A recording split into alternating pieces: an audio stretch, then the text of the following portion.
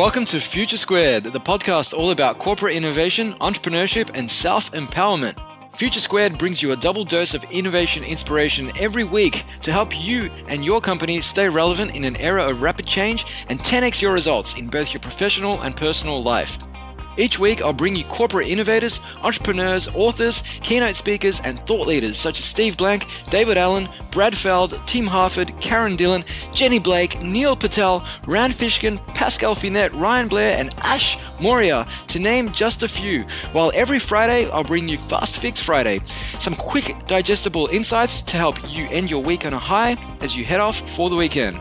Future Squared is brought to you by Collective Campus, an innovation hub school and consultancy based in Melbourne, Australia and Singapore that works with companies to help them adopt the mindset, methods and tools to navigate change and survive and thrive in an era of rapid disruption. If your organization needs help coming up with ideas, testing and turning ideas into reality, incubating teams, driving cultural change, or connecting and partnering with startups, then visit www.collectivecamp.us. And without further ado, here's today's podcast. Welcome back to Future Squared for episode number 213 with Jennifer Kahnweiler. Jennifer is a certified speaking professional, author, and global speaker hailed as a champion for introverts. Her best-selling books, The Introverted Leader, Quiet Influence, and The Genius of Opposites have been translated into 16 languages and help introverts throughout the world expand their leadership capacity.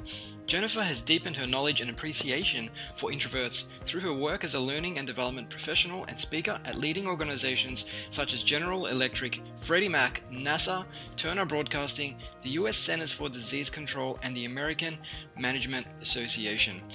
She's been invited to deliver keynote speeches and seminars in Australia, Vietnam, Japan, Germany, the Netherlands, and Paraguay. Jennifer has also been featured in Fortune, Forbes, Time Magazine, the New York Times, the Huffington Post, and the Wall Street Journal.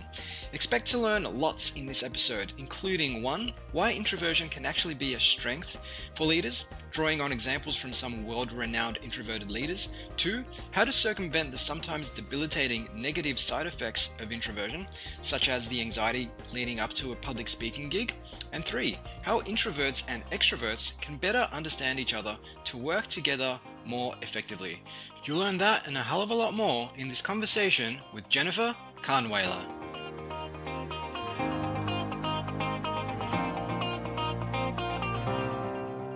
Welcome to the show, Jennifer. Oh, I'm so happy to be here, Steve. Thank you. It's an absolute honor to have you on the show, and you're joining us all the way from Atlanta, Georgia. Yes, where we're finally seeing some warmer weather. We've been in a deep freeze, so it's been quite unusual, and we're very happy. People are smiling. Yeah, it's funny. I was just telling you before the show that I had a conversation with a conference curator from Nebraska, which I understand is not anywhere near Atlanta, but nonetheless, frozen over lakes seem to be a feature of the landscape. Absolutely, yeah. So, we all have our strengths in our areas of the country as well. Yeah, and I think most Melburnians will actually remember Atlanta because we lost out to your lovely city when vying for the right to host the 1996 Olympic Games. Oh, is that right? Yes. Melbourne was against Atlanta. I didn't realize that. Well, that was the turning point for our city, really, Steve, because we grew tremendously in population after the Olympics. Mm-hmm. And it was a real positive move in the way of diversity, too. We had people come to work on the projects, the various projects from different countries, particularly Mexico, South America. And so we really had an influx of people, and it's given a lot of richness and a vibrancy to the city. So I'm sorry you lost out. Maybe next time, huh? That's okay. We made up for it with the Sydney 2000 games. So it just meant I had to catch a 1-hour plane ride up north, but that's okay. We forgive you. I'm glad it was a positive economic boon to your part of the world, so it's all good. For the most part, yeah. And you've been to Melbourne, right? I have. I love your city, and I love the creative aspect of Melbourne, the arts, and it's just a very good vibe, as my daughters would say. Yeah, it's definitely a vibing place. So, Jennifer, I've totally been looking forward to today's chat. I do consider myself an introverted leader, and with that, you're about to release a revised and expanded edition of your book, The Introverted Leader, which is now 9 years old. So, right. I guess to get us started, how do you define leadership, Jennifer? Leadership is influencing people. It's making things happen. It's inspiring folks, and I think I look at it very broadly. Mm-hmm. So it's really working through people and getting the best out of them.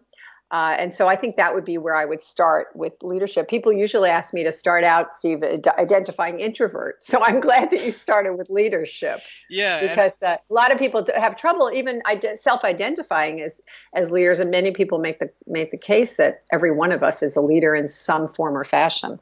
yeah, definitely. I mean, what you said there about leaders influencing others aligns with what famed leadership coach John Maxwell says in the 21 Irrefutable Laws of Leadership. He says there's a lot of myths about leaders. You know, they're not entrepreneurs, they're not big, bombastic, charismatic types. They're simply people influencing other people. Yes, yes. I love that. I love the simplicity of his work as well. Yeah, it's so simple and poignant, I find. I guess 9 years after the original version of the book came out, I mean, what can people expect to learn from this version that wasn't in the original? I mean, what additional sort of work have you done in the space in the last 9 years, which I imagine is not a very easy question to answer. Well, in a sense, it is and it isn't. Let me start with some of the developments very briefly that occurred, Steve. And, when I was writing my book, many people were not talking about introverts. I mean, those of us who knew about the Myers-Briggs and had really resonated with with the whole introvert-extrovert dimension, which for your listeners, they most likely know at this point. But some people do get a little confused about the term. So maybe we should just, briefly say that introversion is around where you get your energy. Mm-hmm. And it's more from within. Introverts get their energy taking quiet time in solitude. There are thoughts that bubble up inside themselves. Extroverts get energy from other people and from the world around them. And so many of us when I wrote the book, I started writing in 2007. So it was like 10 years ago. There really wasn't much written at all about it. In fact, I wrote the book because I was doing a lot of coaching and consulting in organizations. And I kept coming across introverts who said to me, the question like, what's a leader? You asked. It was like, they said, I can't be a leader. Nobody looks like me in my organization. They're all, little did they know that many of those people probably were introverts, but they were putting on an act. They were acting as if, in some cases more successfully than others. But true, the culture really didn't promote, introversion, or really didn't talk about it. So at this point, we have something called the rise of the introverts. Many people have written about it. I just read that there are 100 blogs now about introversion. Mm-hmm. Where, I used to Google introvert. I couldn't get anything that would come up on Google, except some people would say, if you had the local news, they'd say, oh, that person who was the suspect was an introvert. He kept to himself. There was a lot of, used to be like a dirty word, right? Exactly. And there's still, to an extent, some a tremendous bias about it. But back then it was really an unknown. And now people have sort of sitting up, smarter in their chairs and more confident because they're owning it. They're owning the term. And I think that's been beautiful. And my colleague Susan Cain's book, Quiet, that came out, and her TED Talk that has been viewed, umpteen times, millions of times. That was just a wonderful opening for the dialogue about introversion being overlooked. And I saw many times that individuals in companies, because my specialty is more in the workplace or focused on the workplace, they were overlooked and misunderstood and ignored. And so what has happened is there's, as I say, more awareness on the positive side, and that companies are even, really paying attention more to more and more companies, not all of them for sure, but, to the way workplaces are structured, to the fact that, promotions and hiring, they need to look at the fact that if somebody's quiet, it doesn't mean that they're not a strong candidate for promotion or for an opportunity. So with the awareness comes changes. But as we know, organizations oftentimes, I believe, particularly larger ones, change more slowly than individuals do. Yeah, and I guess that's that whole sort of Titanic symbolism where the larger the ship, the harder it is to basically change direction. To turn, yeah, exactly. Whereas you could be a startup of 10 to 20 people. It's much easier to drive the culture. Whereas, for me right now, we're a team of 10 people, and it's quite easy for me to, change things. Not too easy, but much easier than what it would be if it was an organization of 1,000 people with lots of different business units and internal politics and bureaucracy, and that requires a much more concerted effort. And I guess in that case, it's more of a marathon, not a sprint, in terms of changing that culture to one that does support introverts.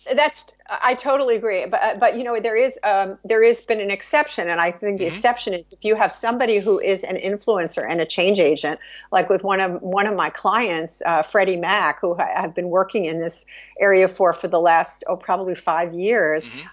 The person who is the head of diversity saw this, a very progressive woman who did have influence with a number of stakeholders in a fairly large organization.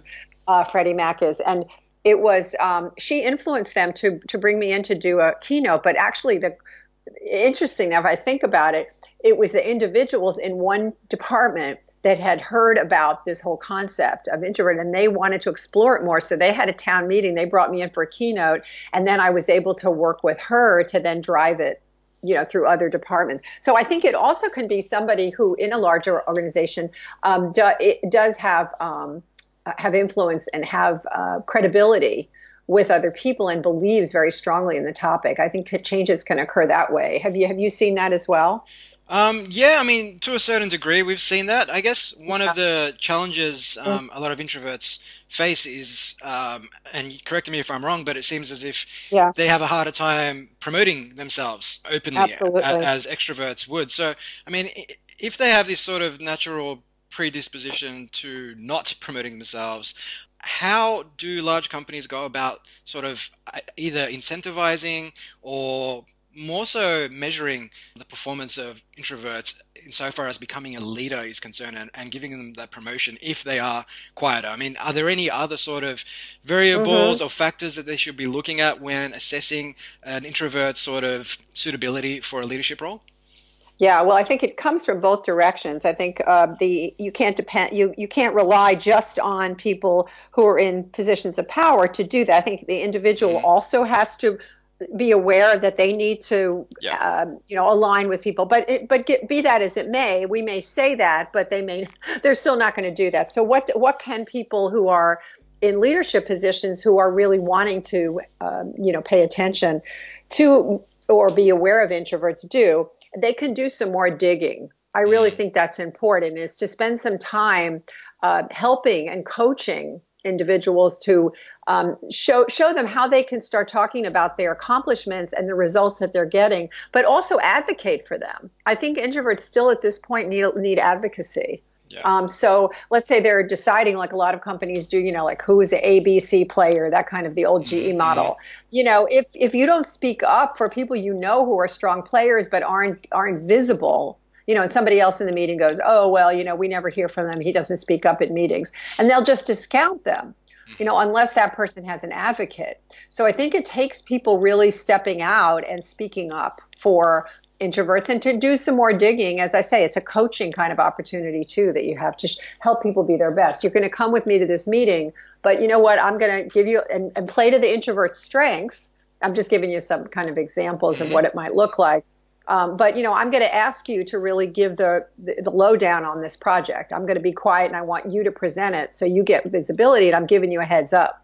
And believe me, introverts have told me that's all they need most of the time. It's just tell me, and then I can be prepared, which is one of the 6 key strengths that introverts bring to the table, is preparation, as we were laughing about before. Yeah, preparation. And we'll touch on the 4 Ps a little bit later. But I mean, what you talked about there, I think I love that, because it's not just about creating an environment that's purpose-built for introverts. I mean, introverts still need to take extreme ownership and say, well, if I want to achieve X outcome, I need to do Y. And that may feel uncomfortable, but sometimes in order to get ahead in life, I need to embrace that discomfort. But again, it's up. And I was just going to interject there, just for a sec. I think introverts can also share their accomplishments. And what I have found that they do well is one-on-one. So look for opportunities when you're talking with people and trying to let them know more of what you're doing, whether it be your boss or other people on your team, to just speak up about what's been going on. Introverts who are listening, you're very good listeners. listeners. That's another strength that you have, engaged listening. But that can be too much sometimes, right? When you're just listening and people see you as a great sounding board, then they don't learn about what you're doing. So I think sometimes it's a little less scary, and intimidating, Steve, if people will, look at opportunities that they have throughout the day, just to not make a big deal about it, but just like, oh, I want to just tell you what's been going on in this project. It's been really interesting, and ask for feedback and start to build relationships that way. And then people get to know what you're doing, because otherwise it's, it's just a vacuum. Yeah. And I guess that's a theme that across so many interviews that I've had, the joy of partaking in on this podcast, it's this theme of changing the environment to suit the person. It seems so common. For example, if you want people to become more creative, more innovative, then you need to change the environment in which they work, maybe remove or replace a bureaucratic business case process that requires 7 layers of approval with something simple that gets people a couple $100s to test an idea. In this case, it's, well, I'm an introvert, and the chance is that if you put me in a group of, say, 10 people around a big boardroom table, I'm going to get quiet. But if I can sort of engineer it so that I'm in a conversation with maybe 1 or 2 other people, then that's playing to my strengths. And that's when I can listen, and then I can bring 100% of myself without numbing or without silencing myself or self-censoring as I would within a larger group. Yes, and I found in the last book that I wrote, Quiet Influence, 2 books ago, what I really wanted to examine, and what I did through interviews, was to find out what introverts did to use their strengths to influence, not so much to lead, but really to get those projects approved. And of course, leadership is a dotted line with that. But, we work in these organizations, or even if you're in a smaller company like you're in, you have so many different entities and alliances, people you're working with. So what do they do to really get people to be inspired and to create change? And one of the things that I saw that they did a lot too, Steve, was to use their skill and strength at writing. And so they would, float an idea, let's say through email, a well-positioned, well-thought-out idea that they really reflected on. And then they would have a conversation, or, particularly with extroverts who want to talk it out, And so they would use these strengths that they have to really make things happen.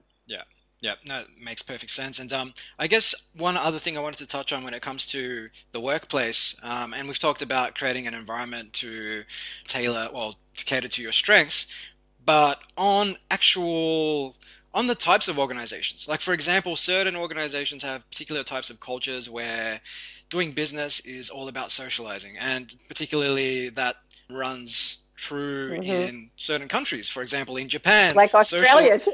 Yeah, Australia, and it's even, I know Japan too. Yeah, like the big drinking culture and everything else. I mean, but is there something to be said about introverts choosing different types of organizations that may, I suppose, support them a little bit more than others, rather than trying to, say, fit a square peg in a round hole? Well, I don't know if we want to just throw out the whole organization. I think your point is a good one, though. We really do need to go for fit. But it's not always possible. Like if it's a great organization and you're contributing, you have to weigh those options. Certainly, the ideal would be in a place that would support your introverted tendencies. But I think, I mentioned, we were talking about the drinking. I found that Australia was like that too when I was there. It's a very kind of like socializing a group. But I think what people also have to, what we all have to recognize, introverts, extroverts, is that we have choices, and that we have to be thoughtful about what those choices are. For instance, if we're going to let's say a networking event or a reception in our company, we don't have to stay the whole time, right? Yeah. Or at a conference where we're expected to be, schmoozing, as they say. We have to build in breaks for ourselves. But it is difficult if that's the expectation, like every time, it's extreme like that. That could definitely be a challenge. I think that's the case. But we need to weigh that when we're making decisions about where we work, and B, look at the options. And also be clear. I will say be clear and communicate with other people about that. There was a person I wrote about in a piece, I think it was in one of the books, about who was doing a long-term training project. And he had several introverts, and he really respected one of them who said to him, look, at the upfront, she goes, look, I'm training all day. It's intense. It was a sales training kind of thing. And it's just, I'm wiped. She was very introverted. She goes, I am so wiped out. So I'm not going to be able to go to dinner with you every night. Yeah, maybe once a week on this thing, I'll go. But if you really want me to be my best the next day, I need my alone time. And he said he so appreciated that, instead of being confused about why she was begging out early or why she seems, frustrated at the dinner. So I think it's really, that's the thing I keep coming up with. You asked about, what I've learned through the years. And one of the things that I've observed is that people who do seem to manage or navigate through their personality types are open about what they need from other people. And they also ask people what that person needs. So it becomes just out on the table, the elephant in the room, is talked about. Yeah, so I guess a sense of radical candor and setting expectations up front rather than not doing that, and then it's much harder to change further down the track. And also partaking in those social engagements in small doses. You don't necessarily need to stay out till 2 a.m.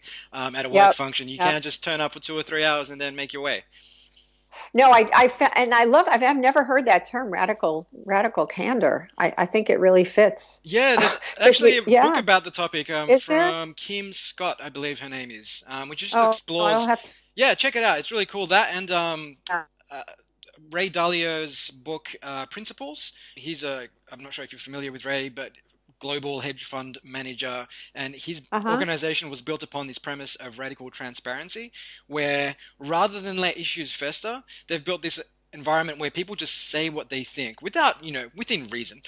Mm-hmm. I hope so. But that way you're addressing issues and people can respond, and ultimately it's best for the people, but also the organization as a whole, rather than just biting your lip and not telling people what you really think, and then being an introvert and feeling like you have to go along to all these functions, but you don't want to, and inside it's tearing you apart, but you can't tell anyone, and that kind of thing. So I guess there's a lot to be said for just being transparent. And that kind of goes with the whole idea of, organizations who are doing well tend to have cultures where there is open feedback. And it's feedback is not a big deal. People have conversations with each other about what's going right and what's going wrong. And that does take a certain amount of risk and openness. But I think that's really key. I did want to say one thing where there are tremendous challenges that I find in male-dominated organizations, and where women are certainly in the news right now on many levels. But I have found that women who are introverted, I have done some research on that, have a real challenge in terms of asserting themselves because they are, as there's always negative impressions that tend to come up when you are introverted, whether you're male or female. You've probably experienced this, Steve, as an introvert. People think, oh, he's not smiling, so I must have done something wrong. Do you ever get that? Oh, yeah. I've been told that, not even in the workplace, just random places, like, you should smile more. It's like, but I'm just like in my own little space right now, Exactly. They say, though, I always found the worst question you can ask an introvert is, what's wrong? Oh, yeah. Right? Yeah. Nothing's wrong. And then you get all defensive. Yeah. You get all defensive. But it's true. It's like, so what a lot of introverts do is they smile just to ward it off. It's like, get away from me, I'll smile. And it can be a tool sometimes, but not not using it too much. But what I was going to say about women is women are expected just to be very, to be happy. And so they even have to be nice. And so, I find women in technology, engineering, IT, I find have real challenges in how they're supposed to maneuver in their organizations, women who are introverted. So, I give them the same kind of consulting advice that I give to everybody, but it's just to be aware that gender bias can be a challenge for them. Yeah. I actually came across a study recently which found that women who've successfully climbed the ranks at a large organization tend to have sort of high levels of assertiveness versus, and what you've said there, if you're an introvert and you're not assertive, you could be self-sabotaging. Yes, and I teach classes with another organization I work with on assertiveness for women, and I've been doing it for probably about 10 years now. And I will tell you that we have, the dominant, you wouldn't be surprised that the dominant personality characteristic is introversion. Because I think part of the challenge becomes when you're not speaking up, and you're intimidated, or people are not welcoming, inviting you to, then it just becomes harder to do so. It's just, and you don't build up the confidence. And so your confidence and your self-esteem go down because you're not speaking up, you're not being heard. And I'm not saying it's all the fault of other people. Oftentimes they're just oblivious, particularly the extroverts. Yeah. They usually have no idea, that you want to speak. And they're like, oh, really? You want to say something? Yeah. And That's, I think that topic of inviting introverts to speak is so powerful. I mean, like I said, I tend to be, I'd say I'm somewhere on the borderlines between introversion and extroversion. But if I'm invited to, say, speak at a conference in front of 500 people, then I'll prepare for that, and I'll, like to think that I'll nail it. But you need to be invited. And it's the same in a large group of people. When you're asked a question, you will bring it, but you probably won't volunteer your thoughts if everybody's just in the circle talking away. So I think that concept of inviting introverts is so powerful. And it reminds me of a tweet I saw from Guy Kawasaki, formerly of Apple, and now he's a chief evangelist at this online graphics company called Canva. And he was tweeting back to someone, and he basically said, you might find this hard to believe, but I'm an introvert. I have a role to play, but I'm fundamentally a loner. And I guess it's when you give introverts that role to play, when you give them those expectations to live up to, that they do effectively bring it. Oh, yeah, absolutely. And I think it's people think that public speaking is, an extrovert's domain, but couldn't be further from the truth. And if you look at many of our performers, actors, comedians, I mean, most of them are introverted. So it's like about preparing and acting as if you're if you know what the role is, and that, by the way, helps you. If you know what the role is and you're in business, you're an introvert, or in the workplace, you can prepare for that and just step into the role. And then step out and relax. I had one guy that I interviewed for the first book, Paul, who was an IT guy, and he would get off the plane and he would pretend he's James Bond, and he'd bring his aviator glasses when he would meet with clients, and like get off the plane and just get all his confidence. Yep. Kind of like Amy Cuddy, with the power pose moves. Yeah, right? Well, everybody's got their thing, right? I mean, with me, this is a 7:30 or 7:45 a.m. podcast, and before my podcast, I go to the gym, I have my black coffee with a bit of MCT oil in it, I do some push-ups, and then it just gets me in the zone. Yeah, I love it. Although this one time, I slept through my alarm, and I literally woke up 5 minutes before the podcast was scheduled. Oh, no.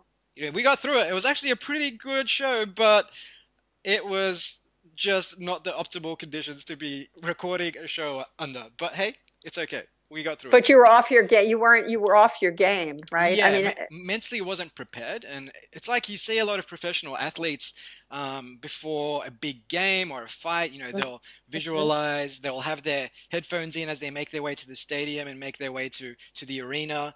And they're just super, super focused. And that's a big part of them getting into, I suppose, the zone, so that they can perform. And many sports coaches and psychologists will tell you that when it comes to performance in the athletic arena, the overwhelming majority of it is about mental preparedness rather than physical preparedness. Yeah, and it's interesting when I have discussions with teams, the extroverts say, well, I can just wing it. I can just get up there and wing it. Like if they had that situation that you did, it's like, I wasn't prepared, but I'm good on my feet. But I had an interesting situation. One of the team that was having this radical candor with her boss said, you wing it, but you're showing the other people that are there that you're really not on top of your game because you haven't really prepared. So, winging it is great. And introverts oftentimes will be very envious that extroverts can just start a conversation, which is a great strength. They can think on their feet. If the boss pitches them a question, they can answer. But with the not with the depth that an introvert can. Yeah, definitely. And I guess we've come upon the topic of preparation a few times in this show. I suppose I use that as a segue to talk about the 4 Ps, because preparation is one thing, but you've identified a framework that includes presence, push, and practice. So what's that all about? Right. Actually, there's 4 Ps. Right. So it's preparation. Right. You already referenced present, but you're ahead of the game there. Yeah. And what this came from the work that I did in the first book, and I've updated it. Not the model. The model works. So And it's based on what successful introverted leaders shared with me that they do to really be effective and get the results. And so it's with every leadership scenario that they face, or anyone that they're dealing with at the time, whether it be leading people in projects or participating in meetings or networking, coaching, all the kind of things that leaders, find themselves involved in throughout the day. They use the 4Ps as a checkpoint. So, for instance, we talked about certainly preparation being the key, of course, and the ace in the hole. But once you've prepared, then you can not worry, and you could say, okay, I'm not going to think back about what I could have done differently, and and what I didn't prepare on, or what's going to happen. I can be present. And that's the feedback you get on introverted leaders who are effective as well, is that they are with you when they're with you, and they're in the moment. They're not all, looking at their phones, thinking about a million other things. You could tell they're distracted. No, they're with you. And so you want to be in that space, that you're present, so that you can really do your best when you're there. Yeah. We all know certainly from Eastern practices like yoga and meditation, that being present is really what we want to aim for. There's only the moment, Yeah, all we have is now. Right? All we have is now.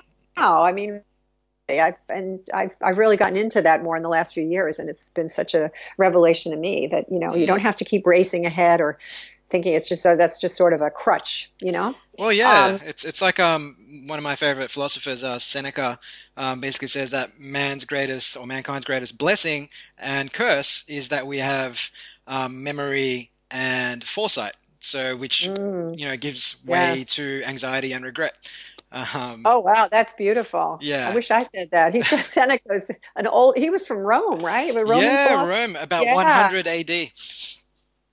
One thing I love about you Australian guys, you had the best education. You learn all that great stuff. This is just from listening to podcasts and audiobooks. Oh, podcasts. Okay, so we can all do it. Podcasts are the answer. They're the key. That's it. Yeah, and so presence, and then once you're, the other thing is then to push, to stretch yourself. So to step, the old proverbial cliche, step out of your comfort zone. But that's what they do. They're never satisfied with just the way things are. I want to keep getting better at this skill of coaching. What can I do? And I found that these kind of I guess my sweet spot is in offering tools and techniques. And, I worked, as I mentioned, a lot with engineers and technical folks, and they like a step-by-step plan. And I found that when they had that like grid to coach, or that, that step-by-step question to ask when you're networking, those kind of things are so useful, and they would push themselves and stretch themselves to try on them, not too much so that you get exhausted, but they kept raising the bar, and they keep raising the bar on themselves. So, and that's very invigorating and inspiring to the teams around them, because they see people constantly growing and learning among them. So that's really cool. Yeah, and I think there's sorry to interject. I think there's some research on the topic from Mihai Csikszentmihalyi, a psychologist who came up with the concept of flow, when you're effectively in the zone. And he found that when people are constantly challenging themselves and challenging themselves to a point where it's about, say, 4% beyond your current level of capability, that it does help get you into the zone. Whereas if it's too hard, it's almost impossible, then you just get frustrated. Whereas if it's too easy, you just think, well, this is boring. I can do this in my sleep. That pushing is right. I love it. Yeah, and you're the first person I ever heard say his name. I've only read it. So I'm so good. Could you say it again? His last name? Mihai Csikszentmihalyi. You've practiced that. I know. I have many a time. All right, I'm gonna go on my preparation. Right, the first P. There you go. That's my edge. That's my stretch tonight, my push. Awesome. I'm going to learn how to say his name, because I've always thought his work was great, and that's exactly aligned with what we're saying here. So that's key. And the thing is not to try to take all these strengths and skills on at once. I mean, you want to focus in. I have a quiz in the book, and I have it on my website too, at jenniferkahnweiler.com, where you can assess, where's my strength and where's the area I could work on a little bit more. So don't try to do it all at once, obviously. Yeah. And then the last one is to practice. It's constantly working on that that material, if you will, that content. I keep thinking of Jerry Seinfeld, who you think, oh, he's at the top of his game, and he's always out there doing stand-up in these little clubs, just working, always taking that one word out and trying it on, his joke on with that, So it's always raising the bar, and what can I do? Practice, use stretching, but then you're always refining, and you find opportunities to practice. So I mentioned before about the meetings and not speaking up, and that kind of gets to starts to erode their confidence. So I talk to them about simple things like, in the first 10 minutes of the meeting or in the first 5 minutes, make a comment, just get your voice in the room. So it's not taking on huge challenges, but practicing where you see opportunities. And that, again, that makes you sit up straighter in your chair and gives you more confidence. Yeah, and I imagine that if they wait, say, till 20 minutes into that meeting or whatever the case may be, that mentally they start to build up this wall, this self-imposed wall inside them that, oh, I haven't said anything for 20 minutes. And then the idea of saying something becomes so big, whereas if you just get it out of the way nice and early, it just, I suppose, makes it much easier to contribute thereafter.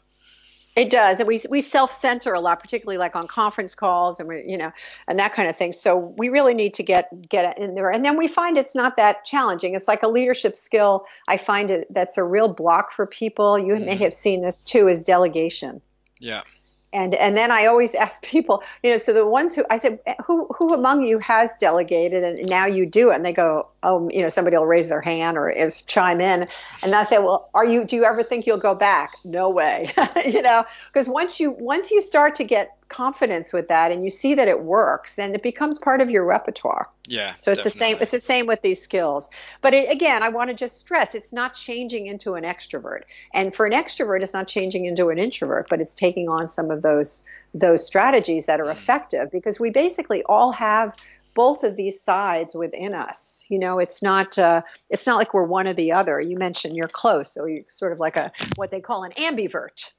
Yes. Right. Adam Grant, Dan Pink like to use that term of ambivert, which is really what most of us are. I mean, we're not like extreme introvert. There are several outliers. We all know people who are extreme introverts or extreme extroverts, but most of us really do fall somewhere in the middle. Yeah. So an extreme introvert would be someone who, I suppose, no, what was the saying I came across? Something about a social introvert is someone who looks at your feet instead of their own when they talk to you, which I thought was really mean. Right. That's really cute. No, I'll say you could just, I'm calling from my home office. You could go upstairs to my husband Bill's cave. And he would be an example of an outlier of an extreme introvert who I laughed What kind of stuff does he have in his cave? We should put him on the call. No, he's also a curmudgeon. What did you ask about his cave? What does he have in his cave? Is it like a man cave kind of thing, or is it kind of It's interesting. We redid our house and painted about 2 years ago, and he took everything off the walls, and he just loves it. It's just really quiet in there, and he has his little laptop, and he loves it. He just loves being in there alone. Solitude. I like the sound of it. Yeah, you like the sound of it. So, Jennifer, we've touched on the 4 Ps, and I guess one of them was presence. And some of the strengths we've touched on as well include things like writing, taking quiet time, focused conversations, engaged listening. I guess when you pull all that together, to me it sounds like, given these attributes, that introverts would have an advantage when it comes to creativity and innovation. As in, they've got more time to process their thoughts rather than just check Facebook notifications every other minute. Yeah, I think the focus and the time to have those shower thoughts and just taking walks and being by themselves. I found that quiet time that they took, that creative time that was inspired, and you talk about innovation and creativity, that's a real advantage of taking that alone time for sure. For sure. Yeah. Because what we know now is when we're sitting there trying to be creative, it doesn't happen, right? Oh yeah. When we write, we realize that it happens in between the time you're trying to do it. My dad was a writer, and he would he created all scripts in his head, and then he would sit down and write them. I mean, it's all in your head. You're kind of doing that. So yeah. So in answer to your question, correct. That with that tapping into that time. Now, I also like to consider though that we have to also look at an overuse of that. You know, every strength we know used too much becomes a weakness. So I do find that there are people who have such brilliant ideas in their heads, but then, you know, they say to me, oh, I've been wanting to write that book, but I haven't written, you know, so then they don't write it and it never sees the light of day and the world doesn't get to share those ideas. So I think, you know, that would be the extroverted part where you actually start talking with people about it and you start, you know, I don't want to say selling it, but, you know, sharing your thoughts with other people and your ideas. Have you noticed that as well? Yeah, I mean, it is easy for an introvert to say, you know, I suppose retire to their cave, if you will, and spend a lot of time, say, reading about doing stuff, but not actually do the stuff. So you've got to collect that information. Like I like to say you've got to collect the dots, but then eventually you've got to start connecting the dots and doing something with it. Otherwise, it's kind of pointless. I mean, unless your goal is to just collect a lot of information and do nothing with it, which, I don't know, it doesn't seem like it's actually working towards some kind of valuable outcome. So I guess... Yeah, well, yeah. I was going to say that I think that you see this a lot of times with creative people who are introverts who get to a point where they do produce the work. And, you know, whether it be the book or the piece of art or the new company plan. And then they are helped when they can partner with somebody who is perhaps more extroverted, who's more of the marketing type, who likes to get out there and promote the idea and who's good at it. We can't all be good at everything. And so I think we have to know who we can bring in for our posse to help us, you know, really populate the idea. And so I don't think we can all do it all, you know, do it all. So I think that's where I've seen a successful model with business and creativity. I think on that topic of partnering, there was a study called Reversing the Extroverted Leadership Advantage, I think by Francesca Gino and David Hoffman. And Adam Grant. Yeah, that was a landmark article.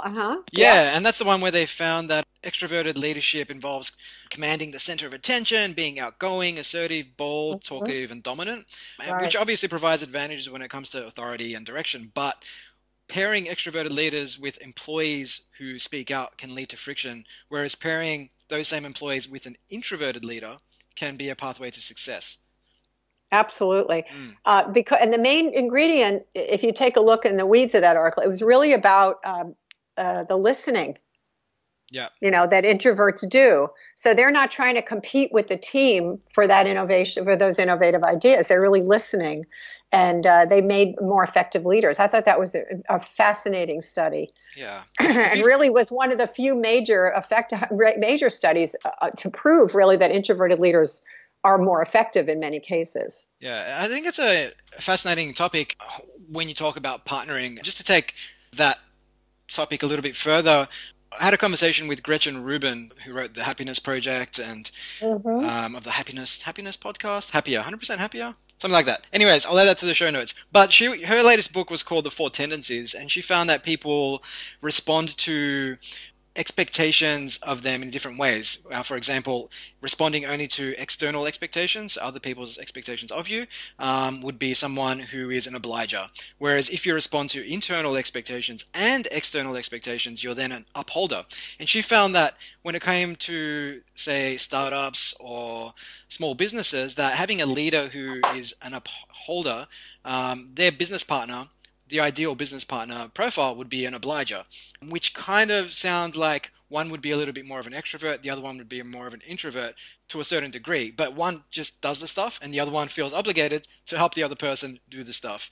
So I feel like there's this concept of partnering across organizational development in sort of different aspects, if you will.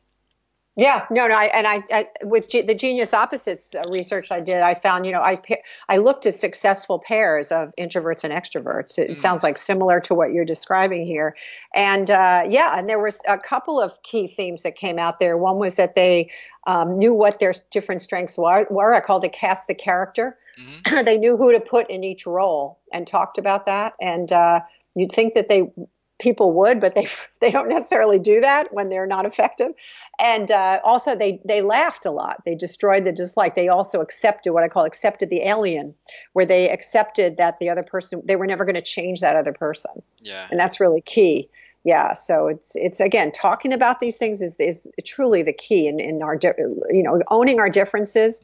And, we all spend a lot of time trying to make somebody into the image of us without even knowing it sometimes. Yeah, very, very true. And I guess on the pairing of opposites, Jennifer, I mean, there's obviously so many world-renowned introverted leaders out there like Mark Zuckerberg, Warren Buffett, Ariana Huffington, even Barack Obama. But in those cases or others, what particular pairings have you come across that we'd be familiar with? Oh, you mean opposites of pairings? Yeah. Well, let's see. Trying to think. Hall and Oates, Penn and Teller on the entertainment side. Yeah. I have to pull out my book again, but.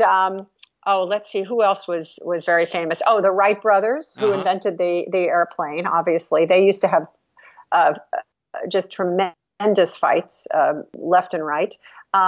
You mentioned Mark Zuckerberg. Did you say Sheryl Sandberg? No, I didn't. As far as a pairness, because she is very extroverted. Yeah. And so she came in and, coached him, and he coached her, and they are very tight. Now they're probably having to have a lot of coaching sessions, given everything that's going on there, right? So they're a real strong team.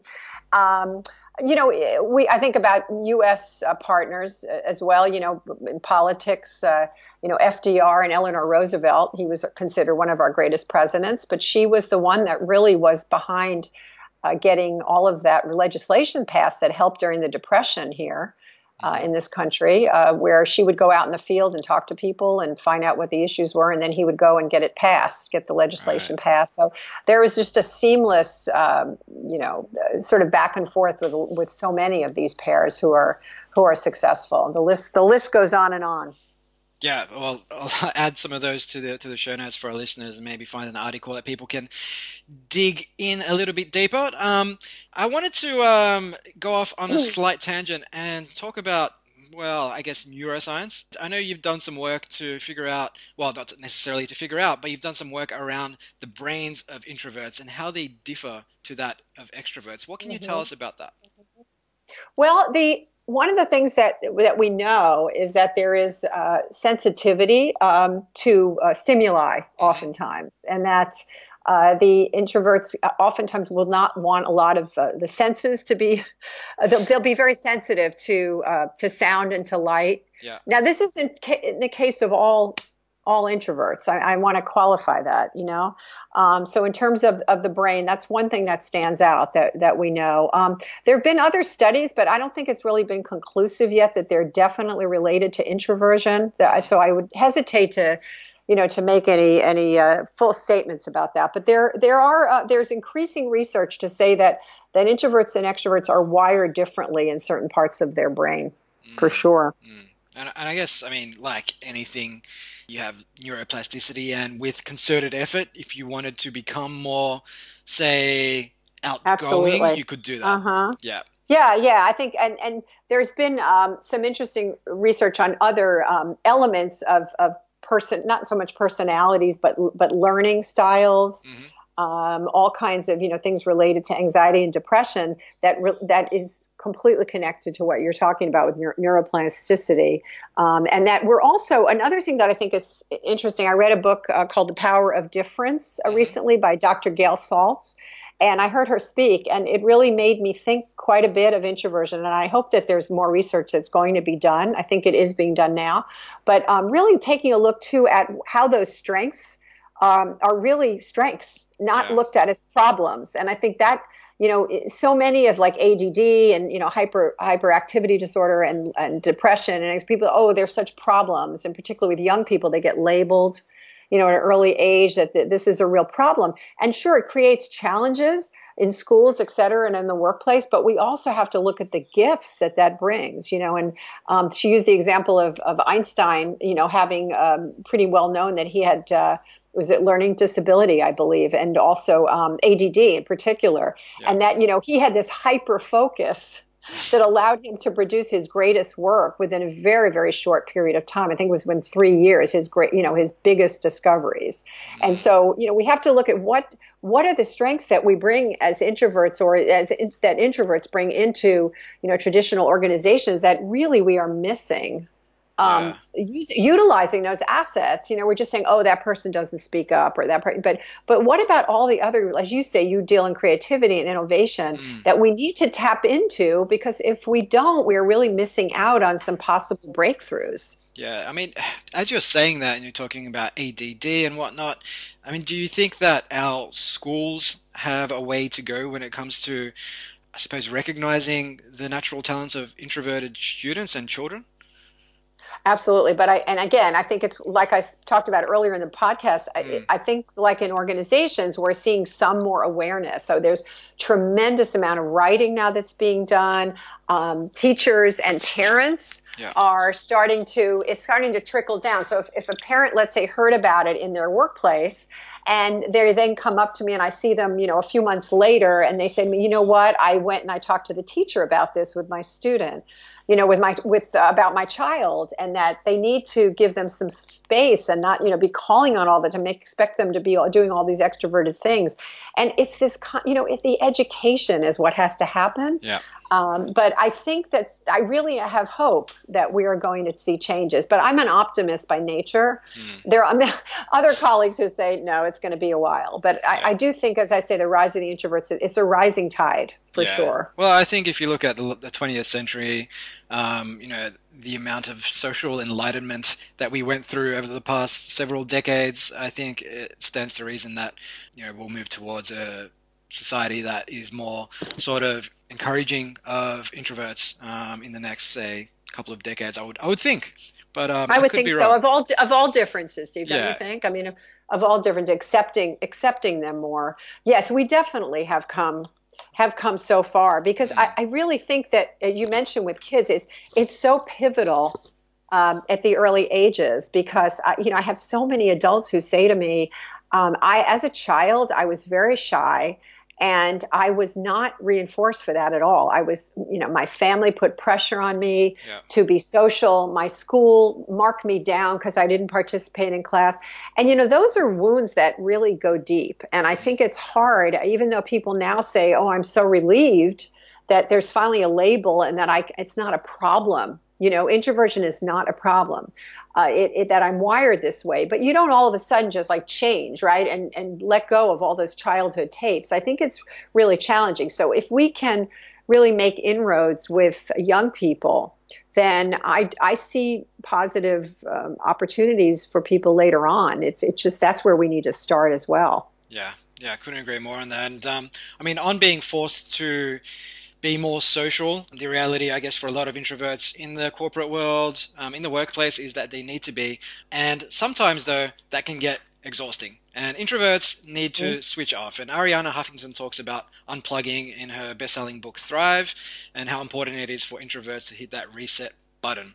So what might introverts do to recharge, Jennifer? Well, I probably should ask you to tell me what you do to recharge. But I think I can tell you what they've said, as I can recall.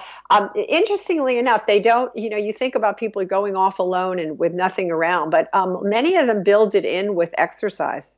And they say, that's my time to just get away, but I also get in my head, and I release a lot of those endorphins, and it really is great for me to do that.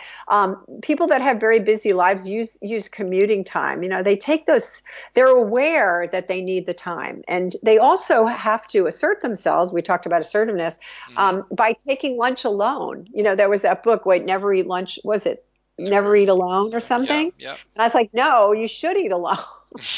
Right? You shouldn't have to feel like you always have to be socializing, and so I think it's right. Don't you think that, again, back to what we said earlier, that peer pressure or that corporate pressure? Yeah, it's funny. I know so many people who have said that they would never, ever eat alone, not even breakfast in a cafe somewhere. Whereas for me, like you've said, exercise, sometimes on a, say, Sunday morning, lazy Sunday morning, I might go exercise, and then I'll just go to a little cafe in Melbourne and just sit on my own, have some brunch and a coffee. And to me, on a quiet Sunday morning, that's just so relaxing, and I enjoy it so much. But for some people, it's just such a foreign concept, and they just consider it such a dirty thing to do, like it's social suicide or something along those lines. I just don't get it, but I guess it's really interesting, isn't yeah. it? That people see that as a negative in society, that we are to be alone.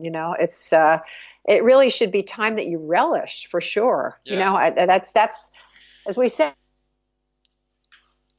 compressing, just letting your mind go. Yeah, turning off the devices. I think for introverts, it is a bit easier at times to do that. Although I don't know, everybody is so addicted now. It's just, Yeah. I don't know if it's as bad in Australia where everybody's always on the phone. Yeah. So it's crazy. My last guest was actually Adam Alter, who published. I saw that. Yeah, Mm-hmm. and that was all about tech addiction and how big a problem it actually is in society, and the way the technology has actually been designed to hook you, and that it's one step removed from being addicted to smoking or alcohol or drugs. Right. I did hear that. It's incredible. Yeah. So I know. So I don't think it necessarily. I don't know if the introverts are having an easier time in a way. I think unplugging. Yeah. It'd be interesting to look at that. It would be interesting. I mean, my first thought would be that perhaps not, because it just gives introverts one way to interact with people without actually having to interact with people. But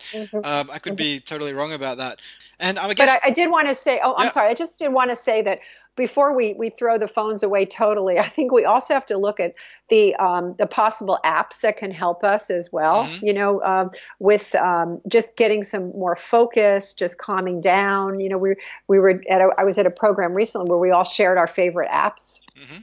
And when you think about it, some of those things do help us to relax. Whether we're listening to a song on Spotify that can just help us chill, or just turning it off entirely for sure. Yeah. But I think that the phones can be. We should also look at, there are some things that could be helpful about it, as long as we don't get our neck so out of joint that we can't even move after several years of looking down at these phones. Exactly. And I mean, like any tool, it's about how you use it, and phones are just a tool, and we need to, I suppose, try and be a little bit more deliberate about how we use them, rather than just responding or reacting to that new notification. And just a really simple hack for most people is turn off notifications. It will stop pulling you back into the matrix. I mean, it's such a simple thing, but then people say, no, I don't want to turn it off. What if I missed something important? It's like, really? How important could someone sending you a comment on Facebook really be? Yeah, and I think I do observe with introverts, it is very jarring to have all those interruptions. And many of them tell me they are extremely overwhelmed. I mean, extroverts say it too, but extroverts' level of, as I mentioned before about the brain, they can take more stimuli. They're like, in fact, they get a charge out of like, that's why you see so many extroverts on Facebook, because they like all those likes, they like all that stimuli coming at them. Mm-hmm. Mm-hmm. Whereas the introverts, and again, we're generalizing. I want to tell people out there, we're not. Everybody is like that, but it's just constant, like the constant influx. And in fact, many of them have told me they're totally off of social media now because of that. They just I've seen many people drop out because they just can't take it. It's just too much. Yeah. So they detach from it. But one of the things I did find is thoughtful use of social media. So if you can be deliberate, LinkedIn, you want to check your Twitter, if you want to have just certain times of day that you go on. I don't know if Adam said that as well, if he had any fixes for it. He basically said you want to batch email, batch social media. So rather than check it every 5 minutes, maybe check it 2 or 3 times a day at certain intervals, and be done with it. So that made a lot of sense. And I know Tim Ferriss talked about this way back when, in the 4-hour work week, a good 10 years ago. I mean, he wasn't talking about it from the position of mental well-being. It was more so from the position of productivity, but it still applies all the same. And I guess on mental well-being, I'm going to quote Seneca again, and he basically said the best indication of a well-ordered mind is one who can linger in their own company in the same place for an extended period of time. And we've talked about going out to brunch on your own and that being all good for the introvert. And when it comes to mental well-being, I actually came across a study from Norway which showed that there's a relationship, they found that there's a relationship between depression and neuroticism and extroversion. They sampled more than 35,000 men and women. Does that sound like a plausible sort of finding as far as your work is concerned, Well, Jennifer? that's a fairly new study, isn't it? The one that Yeah. you're quoting. Oh, Yes, it is. yeah. I just saw that come across my Google alerts. Oh, well, there you This go. is a good one.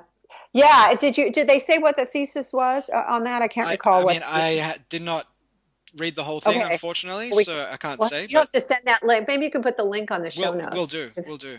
Um, yeah. So I couldn't really comment on that to Yeah. say whether or not it's there's more depression Mm. there. And again, I guess correlation, causation, and what's actually causing Exactly. that, we don't know.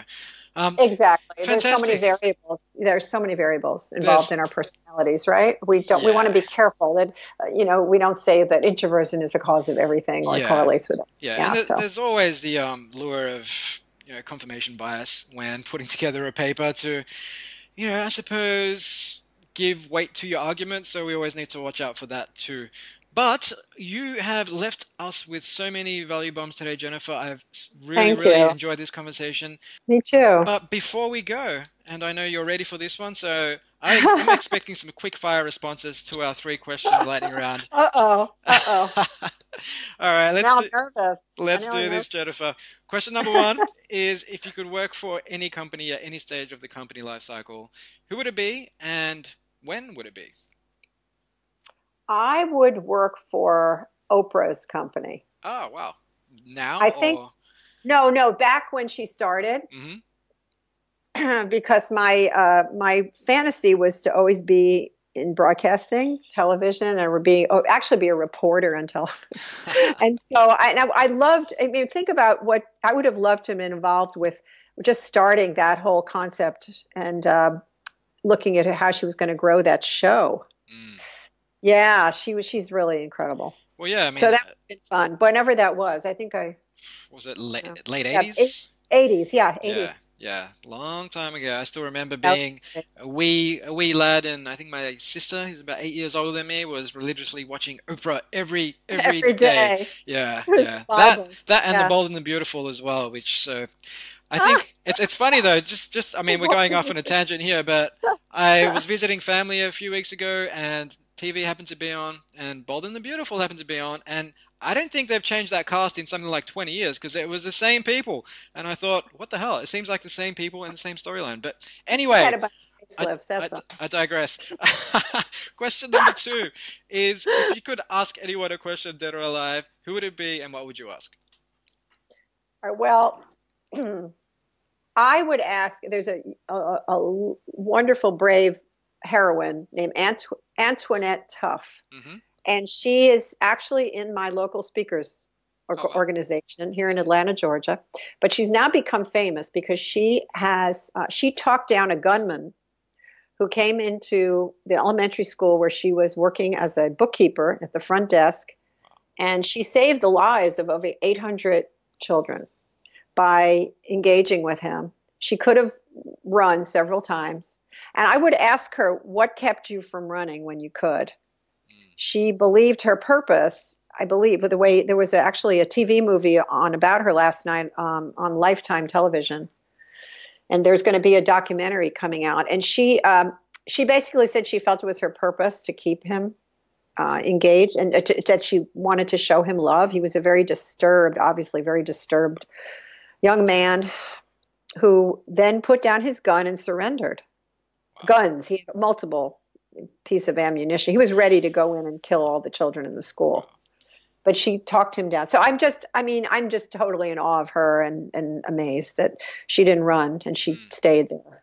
So that would be my question today. You said it probably changes every day, right? Yeah, no, Uh, I mean, yeah, like I said, if I ask you next week, it'll be something different. But that's an awesome answer. And usually people quote people that they've or say they'd ask someone a question who they've never met, or someone usually dead, or an ancient writer or philosopher. And I think it's so refreshing to hear that it's someone in your speakers network who you know, and the story is just so empowering and yeah, really uplifting. empowering. Yeah, I mean, Yeah, yeah, and she was going through so much at the time. She had so many challenges.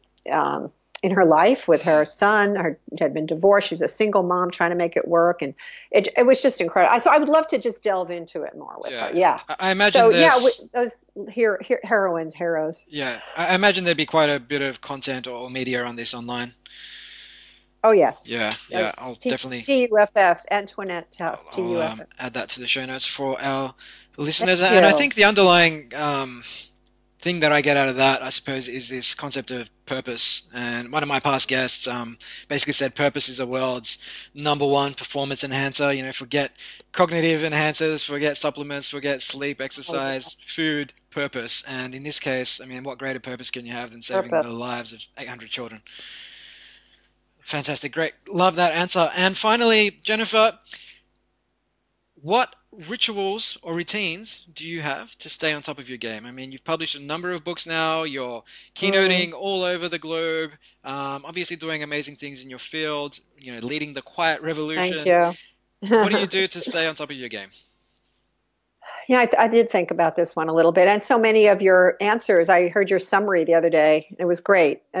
People say the same things. They're all great things. Journal, meditate, blah, blah, blah. But when I think about it, I would say every day I try to connect with at least one person and have even a small conversation with them.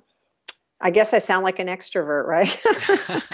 But to me, it just makes me come alive to have a connection. When you talk about writing books and everything, if I write too long without going to talk to somebody or engage, it's just, even it's small talk, going to drop off something in an errand at the dry cleaner, it's just, I'm connecting with a human being.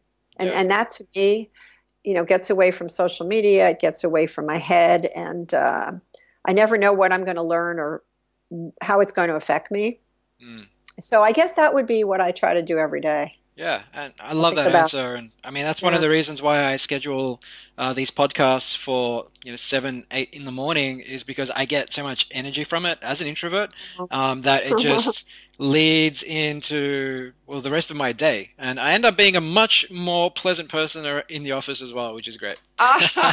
And Steve, I was gonna laugh and say, now you have to go take a nap right after the conversation. If I had 3 podcasts back to back, then I'd be out of action for the rest of the day. But one's okay. Well, I love your routine, starting with a podcast. That's your connection, right, with people. Yeah, definitely. And one of my other guests, Gary Bowles, the son of Richard Bowles, who wrote "What Color Is Your Parachute," said the same thing. He said he's a socialized introvert, but when he answered this question, he basically said, I just try to have conversations with people because it leaves me feeling energized, despite the fact that I'm an introvert. So, fantastic. Obviously. Wonderful. No, I met his dad years ago. I didn't know there was a son. Great to know. Yeah, no. I learned as much from you at this podcast. Well, there you go. That's what we're all about. Thank you so much. So Jennifer, people can pick up copies of your books on Amazon and all places that good books are sold. They can hit up your website at jenniferkahnweiler.com. They can find you on Twitter at Jen Kahnweiler. That's JENN. Is there anywhere else they should go to connect with you or find out a little bit more about your work? Well, my website also would be a great place. We're just updating that now. But there are many articles on there, Steve, and quizzes. I mentioned 3 different quizzes. Each go with the book. Information about speaking and training programs. So I'd love to talk to folks about if they're interested, or coaching. So feel free. And it is with a K. A lot of people don't know. It's Kahnweiler, Kahnweiler.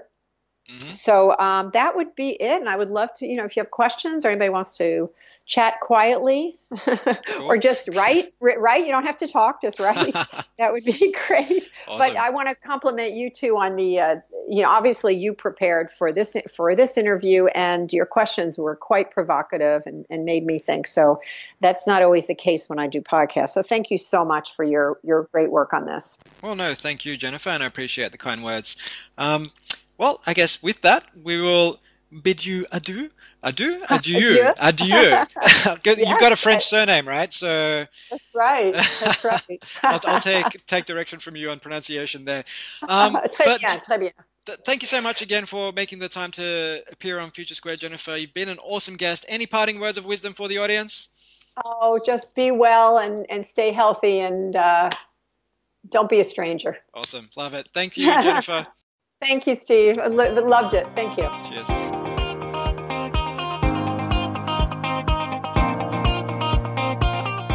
Hi guys, Steve again. If you're picking up what we're putting down, the team and I would really appreciate it if you took just a minute of your time to like, share, or subscribe, or if you're feeling really generous, do all three on iTunes, SoundCloud, Stitcher, or Google Play.